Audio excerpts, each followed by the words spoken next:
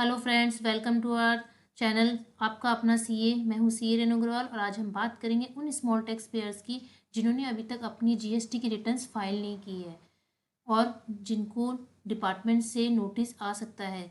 Notice form number 3A का notice receive हो सकता है।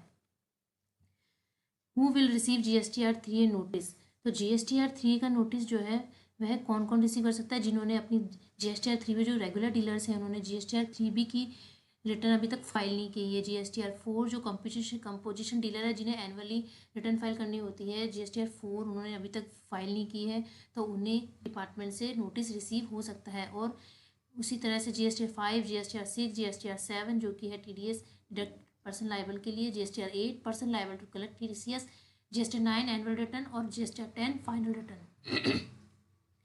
इन्होंने अपनी return file small tax payers जिन्होंने अपनी रिटर्न फाइल नहीं की है, उनको डिपार्टमेंट से नोटिस रिसीव हो सकता है। हम बात करते हैं रेगुलर डीलर्स की, जिन्होंने जो मंथली या क्वार्टरली रिटर्न फाइल कर रहे हैं, जीएसटीआर 3B, यदि उन्होंने भी अपनी रिटर्न फाइल नहीं की है तो उनके लिए रिस्की हो सकता है, उनको डिपार्टमेंट से नोटिस रिसीव हो सकता है। हम देखते हैं कि पोर्टल पे हम कैसे अपना नोटिस देख सकते हैं।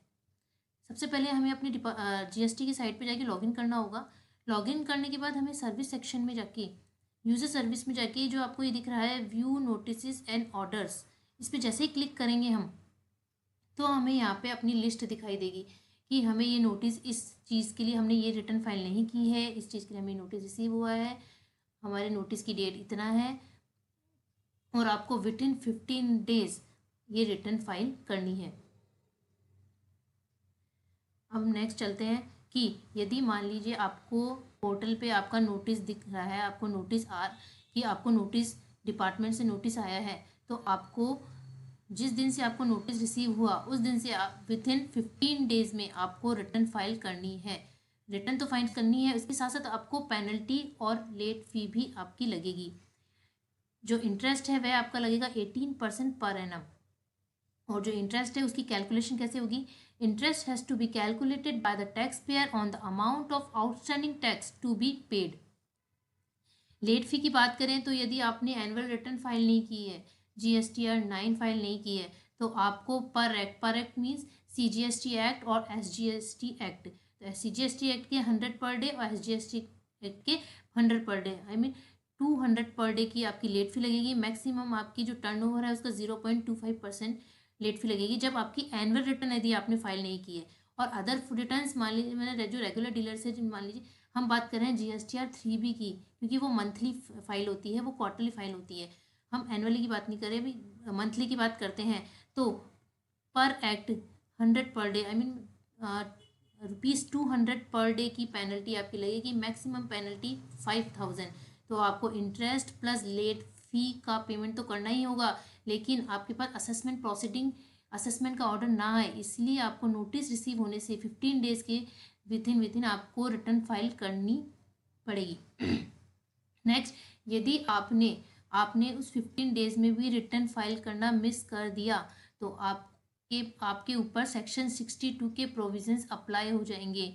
सेक्शन 62 ये बोलता है कि यदि आपने विथिन 15 डेज रिटर्न फाइल नहीं करी नोटिस रिसीव होने से, तो डिपार्टमेंट आप पर असेसमेंट का ऑर्डर आपको भेज सकता है। आप और the proper officer will assess the tax according to his best judgment using the information available with the department.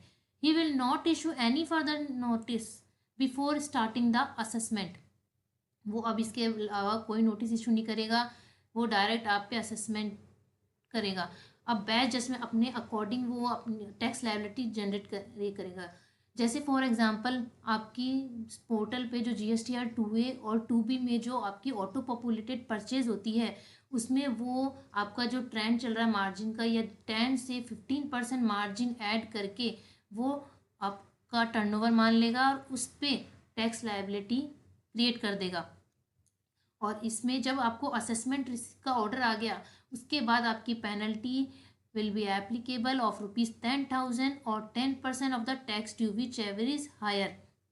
लेकिन इसमें एक रिलैक्सेशन ये दे रखा है कि यदि आपने नोटिस रिसीव होने से 15 डेज के भीतर तो आपने रिटर्न फाइल नहीं करी, लेकिन आपने उस 15 डेज़ के बाद रिटर्न फाइल कर दी और आपको असेसमेंट डिपार्टमेंट से असेसमेंट ऑर्डर रिसीव नहीं हुआ, असेसमेंट का ऑर्डर पास होने से पहले आपने रिटर्न फाइल कर दी, 15 डेज़ के बाद तो करी, लेकिन असेसमेंट का ऑर्डर आपको अभी तक रिसीव नहीं हुआ है, तो जो नोटिस डिपार्टमेंट ने आपको इशू किया था वह will be assume to be withdrawn, वो विड्रॉन मान लिया जाएगा। ऐसा मान लिया जाएगा कि आपको कोई नोटिस रिसीव नहीं हुआ। आपको पेनल्टी तो लगेगी, आपको इंटरेस्ट तो लगेगा, लेकिन आपके ऊपर कोई असेसमेंट प्रोसीडिंग अप्लाई नहीं होगी।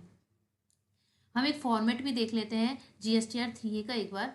GSTR 3A का इस तरह का फॉर्म होता है, इसमें आप ये इस तरह का लेटर पूरा डिपार्टमेंट अपन को भेजता है। Notice to return defaulter under section 46 for non filing return. देखिए यहाँ पे भी ये लिखा है, you are therefore requested to furnish the said return within 15 days, failing which the tax liability may be assessed under section 62 of the act. Please note that no further communication will be issued for the assessing the liability. और कोई further communication और further कोई notice issue नहीं किया जाएगा। The notice shall be deemed to have been withdrawn in case of return referred above is filed by you before issue the assessment order। जैसे कि हमने अभी देखा सेक्शन 62 में यही लिखा है रिलैक्सेशन कि असेसमेंट ऑर्डर इशू करने से पहले यदि आपने रिटर्न फाइल कर दी तो आप पे ये नोटिस जो है वह विड्रॉन माना जाएगा। और इसी तरह अभी जो ITC मिसमैच हो रहे हैं GSTR 2A और 3B में जो मिसमैच हो रहे हैं कि हमारे GSTR 2A में ITC जो है वह ऑटो पॉपुलेटेड शो नहीं हो रहा है, हमारे जो सेलर है वो रिटर्न फाइल नहीं कर रहे हैं, और हम GSTR 3B में हम ITC क्लेम कर रहे हैं, इससे हमारा मिसमैच आ रहा है और GSTR 3B में रेड मार्क दिखा रहा है। तो इस कारण से जो मिसमैच आ रहा है ITC में उनके लिए भी डिपार्टमेंट ने नोटिस इशू करना स्टार्ट कर दिया है। हम इसके लिए हम एक अलग वीडियो बनाएंगे ITC मिसमैच का कि यदि आपके पास ऐसा नोटिस आ जाता है तो आपको क्या करना है, कैसे पोर्टल पे देखना है, कैसे आपको इसका रिप्लाई देना है, हम इसके लिए एक अलग से वीडियो बनाएंगे। तो आपको हमारा वीडियो कैसा लगा, हमारी वीडियो को लाइक कीजिए, शेयर कीजिए और हमारे चैनल को सब्सक्राइब कीजिए। Thank you.